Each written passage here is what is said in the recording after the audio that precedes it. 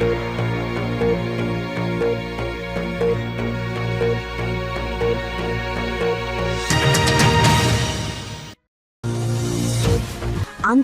মঞ্চে উত্তাল রাজনৈতিক জলপ্রপাত।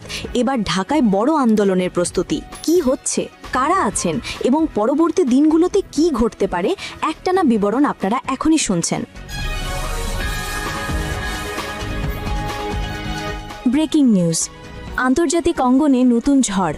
মাত্র এক সপ্তাহের ব্যবধানে বাংলাদেশের রাজনীতিকে আওয়ামী লীগ টেনে নিয়েছে একেবারে আন্তর্জাতিক আদালতের ময়দানে।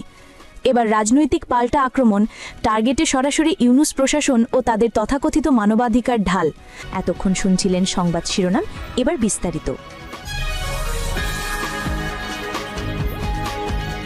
Breaking news. আন্তর্জাতিক মঞ্চে উত্তাল রাজনৈতিক জলপ্রপাত। এবার ঢাকায় বড় আন্দোলনের প্রস্তুতি। কি হচ্ছে, কারা আছেন এবং পরবর্তী দিনগুলোতে কি ঘটতে পারে, একটানা বিবরণ আপনারা এখনই শুনছেন।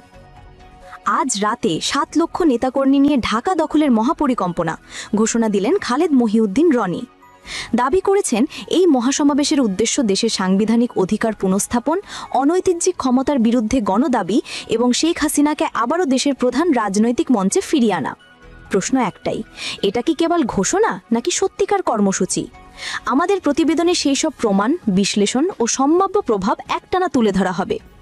পটভূমি সংক্ষেপে, গত কয়েক মাস ধরে রাজনৈতিক কার্যক্রম সাময়িকভাবে স্থগিত থাকায় মাঠ জীবন খানিক নীরব ছিল, কিন্তু শীতলতা ভেঙে ফের রাজপথে নামার প্রস্তুতি নিয়েছে আওয়ামী লীগের সংগঠন। মাঠের রিকভারির ডাক, পুনঃসংগঠন এবং জনসমর্থন বাড়ানোর কৌশল ইতোমধ্যেই শুরু। আজকের ঘোষণায় সেই কৌশলের সর্বোচ্চ রূপ, ঢাকা দখল স্লোগান সহ বিশাল জনসমাবেশের অঙ্গীকার। কি বললেন খালেদ মহিউদ্দিন রনি? লাইভে তিনি বলেন, যদি দেশে অনৈতিক ও বেআইনি শাসন থাকে, জনগণকে তাদের অধিকার ফিরে পেতে হবে। তিনি আহ্বান জানালেন, যার যা আছে সবাই প্রস্তুত হোক, সংগঠিত হও, ঢাকায় সমাবেশ করবেন, শান্তিপূর্ণ কিন্তু দৃঢ় দাবি তুলবেন। তিনি জোর দিয়ে বলেছেন, আমরা কোনোভাবে ভয় পাব না, আমরা হার মানব না, দেশের ভবিষ্যৎ রক্ষায় সবাই ঐক্যবদ্ধ হবেই। রাজনৈতিক বিশ্লেষকের দৃষ্টিভঙ্গি। এগুলো শুধু যে রাজনৈতিক ডিমান্ড দেখাচ্ছে তা নয়, এটি মাঠে ক্ষমতার বিন্যাস বদলে দেওয়ার প্রচেষ্টা। বিশ্লেষকরা বলছেন, যদি সত্যিই ৭ লক্ষ মানুষের সমাবেশ হয়, সেটি হবে ক্ষমতা প্রদর্শনের এক বিশাল ইস্যু। আন্তর্জাতিক স্তরেও তার জবাবদিহি তৈরি হবে। তবে বাস্তবে এত বিশাল সংখ্যার সমাগম, সংগঠনের লজিস্টিক, নিরাপত্তা ও ঢাকার পরিস্থিতি কন্ট্রোল করা কতটা সম্ভব, তাই হচ্ছে সবচেয়ে বড় প্রশ্ন। নিরাপত্তা বিশ্লেষকরা সতর্ক করেছেন, গ্রামের শহরের সংগঠনকে কেন্দ্র করে বড় আকারে মানুষ আনা গেলে পুলিশের মতো আইন শৃঙ্খলা বাহিনী ও সামরিক বাহিনীর প্রতিক্রিয়া, রুট কন্ট্রোল, সড়ক ও নেতৃত্ব নিয়ন্ত্রণের বিষয়গুলো বিবেচ্য হবে। কেমন থাকবে কর্মসূচির রূপরেখা? সূত্র জানায়, শাহবাগকে কেন্দ্র করে কেন্দ্রীয় সমাবেশ, জেলা থেকে মানুষ ধরে আনা হবে রেল, বাস ও স্পেশাল ক্যারাভ্যানে। সকাল থেকে বিকাল সারা ঢাকার নানা অংশে জনজোয়ার দেখা যাবে। শিল্পটি শান্তিপূর্ণ রাখাই প্রধান লক্ষ্য। পাশাপাশি অধিকাংশ কর্মসূচি অনলাইন প্যাটার্নে প্রচার করা হবে। লাইভ স্ট্রিম, সামাজিক গণমাধ্যমে হার্ড হিটিং বার্তা এবং সঙ্গত প্রচারণা মাইক্রো অভিযান চালানো হবে। সরকার ও নিরাপত্তা বাহিনীর সম্ভাব্য পদক্ষেপ। অভ্যন্তরীণ সূত্র বলছে, ঢাকা শহর ও চারপাশের রুটগুলোর নিরাপত্তা জোরদার করা হবে। গুরুত্বপূর্ণ সেতু ও নোডাল পয়েন্ট বন্ধ বা কন্ট্রোল করা হতে পারে। শহরে একযোগে সমাবেশ হলে কড়াকড়ি ও অনুমতি প্রক্রিয়া জোরদার হবে। এছাড়া প্রশাসন জনসমাবেশের আগে বা পরে জননিরাপত্তা নিশ্চিত করতে অতিরিক্ত আইন শৃঙ্খলা কর্মী মোতায়েন করবে। এটি অনিবার্য। রাষ্ট্রপক্ষ এ বিষয়ে কোনো আনুষ্ঠানিক বিবৃতি দেয়নি, তবে নিরাপত্তা মহলের পর্যবেক্ষণ তীব্র। জনগণের প্রতিক্রিয়া ও সামাজিক যোগসূত্র। নিম্নস্তরের জনগণের মধ্যে উদ্বেগ বা উৎসাহ দুটোই লক্ষ্য করা যাচ্ছে। কিছু অংশের কাছে এই সমাবেশকে গণতান্ত্রিক প্রতিরোধ বলে ব্যাখ্যা হচ্ছে। অন্যদিকে নিরপেক্ষ নাগরিক ও ব্যবসায়িক মহল উদ্বিগ্ন, কারণ বড় সমাবেশে লেনদেন, পরিবহন ও দৈনন্দিন জীবন প্রভাবিত হবে। বাণিজ্যিক দিক থেকেও জরুরি সতর্কতা অবলম্বন করার আহ্বান এসেছে। বাজার, হাসপাতাল, জরুরি সেবা সচল রাখার নির্দেশ অনেকে দিয়েছে। আন্তর্জাতিক প্রতিক্রিয়া সম্ভাবনা। বড় জনসমাবেশ, নগর দখলের প্রচেষ্টা আন্তর্জাতিক কূটনৈতিক মহলও তীক্ষ্ণ চোখে দেখবে। প্রতিবেশী দেশ ও মহাশক্তিগুলি যদি নিরাপত্তা ও স্থিতিশীলতা নিয়ে উদ্বেগ প্রকাশ করে, সে আলোচনার আইনি ও কূটনৈতিক পরবর্তী ধাপ নিষ্কাশন করা হবে। বিশেষ করে যদি সংঘর্ষ বা বিশৃঙ্খলা দেখা দেয়, তবে আন্তর্জাতিক সংবাদ মাধ্যম ও মানবাধিকার পর্যবেক্ষকরাও আরও কড়া নজরদারি শুরু করতে পারে। ঝুঁকি ও সম্ভাব্য অবলম্বন। বিশাল জনসমাবেশ শান্তিপূর্ণ রাখতে প্রয়োজন সুসংগঠিত কোড অফ কন্ডাক্ট, আইন শৃঙ্খলা বাহিনীর সঙ্গে যোগাযোগ, স্পষ্ট মিটিং মার্চ রুট এবং জরুরি অবস্থায় দ্রুত কথাবার্তা চালানোর ব্যবস্থাপনা। অন্যথায় আরেকটু উত্তপ্ত হলেই পরিস্থিতি হাতের বাইরে চলে যেতে পারে, যা কারোই কাম্য নয়।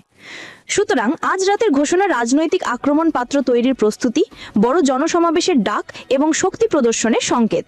প্রশ্ন অনিবার্য, বাস্তবে 7 লক্ষ মানুষ ঢাকায় কবে কিভাবে যোগ যাবে, প্রশাসন কিভাবে প্রতিক্রিয়া জানাবে এবং রাজনৈতিক প্রসঙ্গের দীর্ঘমেয়াদী প্রভাব কি হবে, এগুলোই আগামী কয়েকদিনের অন্যতম বড় গল্প। আপনার জন্য করণীয়, এই শীর্ষক ভিত্তিক রিপোর্টের বাকি অংশে আমরা দেখাবো প্রমাণ, রুট ম্যাপ, মিটিং নোটিশ এবং সম্ভাব্য নিরাপত্তা নির্দেশাবলীর বিশ্লেষণ। তাই ভিডিওটি বাদ না দিয়ে শেষে দেখুন। আপনার মতামত নিচে কমেন্টে জানাতে ভুলবেন না। আপনি কি মনে করেন এই সমাবেশ বাস্তবে ঢাকার নিয়ন্ত্রণ বদলে দিতে পারবে, কিংবা এই পদক্ষেপ শান্তিপূর্ণ নাকি সংকট ডেকে আনবে? আমি রিনা, এবিসি নিউজ।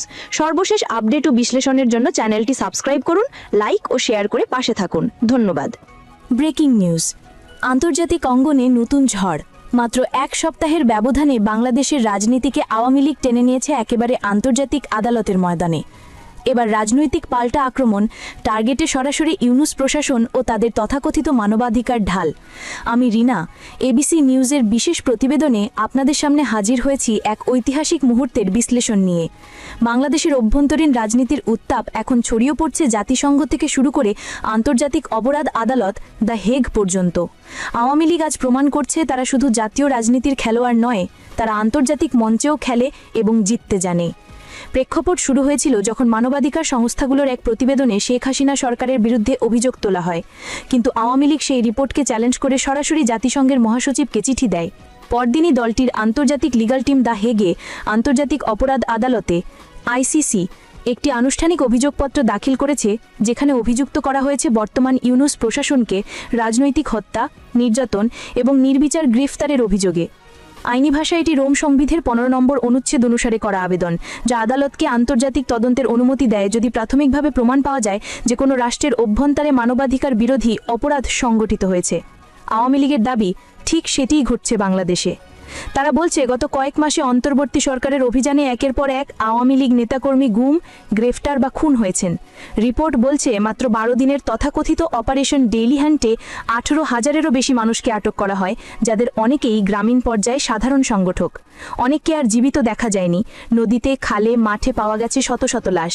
প্রশাসনের বক্তব্য, আইন শৃঙ্খলা রক্ষায় অভিযান, কিন্তু আন্তর্জাতিক মানবাধিকার সংস্থাগুলোর পর্যবেক্ষণে এটিকে বলা হচ্ছে রাজনৈতিক নিপীড়নের নতুন অধ্যায়। অভিযোগ আরও গভীর। নিহতদের পরিবারের বক্তব্য, আটক করার পর থানায় বা ক্যাম্পে নির্যাতন চালানো হয়েছে, পরে সেই মৃত্যু দেখানো হয়েছে হৃদরোগ বা আত্মহত্যা হিসাবে। ভিডিও ফুটেজ, সাক্ষ্য, ফরেনসিক রিপোর্ট সবই এখন সংযুক্ত হচ্ছে আইসিসির ডোসিয়ারে। আরেকটি বড় ইস্যু হচ্ছে 2024 সালের 14 অক্টোবরের দায় মুক্তি অধ্যাদেশ, যেখানে স্পষ্টভাবে বলা হয় যে 15 জুলাই থেকে 8 আগস্ট পর্যন্ত যারা সরকার বিরোধী আন্দোলনে অংশ নিয়েছিল তাদের বিরুদ্ধে কোনো মামলা করা যাবে না। আওয়ামী লীগের মতে এটি হত্যাকারীদের রক্ষা কবচ দিয়েছে আর ভুক্তভোগীদের বিচার থেকে বঞ্চিত করেছে। রাজনৈতিক বিশ্লেষকরা বলছেন এই দায়মুক্তি অধ্যাদেশ বাংলাদেশের ইতিহাসে সবচেয়ে বিতর্কিত আইনগুলোর একটি হয়ে উঠেছে, কারণ এতে রাষ্ট্র স্বয়ং হত্যার দায় থেকে মুক্তি দিয়েছে নির্দিষ্ট পক্ষকে, যা আন্তর্জাতিক অপরাধ আদালতের বিচারিক আয়তায় পড়তে পারে। এবার প্রশ্ন, এই মামলাটি কতটা কার্যকর হতে পারে? বাংলাদেশ 2010 সালে 23 মার্চ রোম সংবিধিতে স্বাক্ষর করে এবং একই বছরের 1 জুন থেকে তা কার্যকর হয়, অর্থাৎ বাংলাদেশ আইসিসির সদস্য রাষ্ট্র, এবং তাই এই আদালতের অধীনে তদন্ত এবং বিচার চালানো পুরোপুরি বৈধ। আইসিসি প্রসিকিউটর এখন প্রাথমিক যাচাই বাছাই শুরু করেছেন। যদি তারা মনে করেন অপরাধগুলো মানবাধিকার বিরোধী পর্যায়ের, তবে শুরু হবে পূর্ণাঙ্গ তদন্ত। সেই তদন্তে বাংলাদেশের মাটিতে ঘটনার ভিডিও, ফরেনসিক প্রমাণ, সাক্ষ্য এবং নিহতদের পরিবারের বিবৃতি ব্যবহার করা হবে। তদন্ত শুরু মানেই আন্তর্জাতিক নজরদারি। এবার বাংলাদেশের অন্তর্বর্তী সরকার আসবে বৈশ্বিক মনোযোগের কেন্দ্রে। এদিকে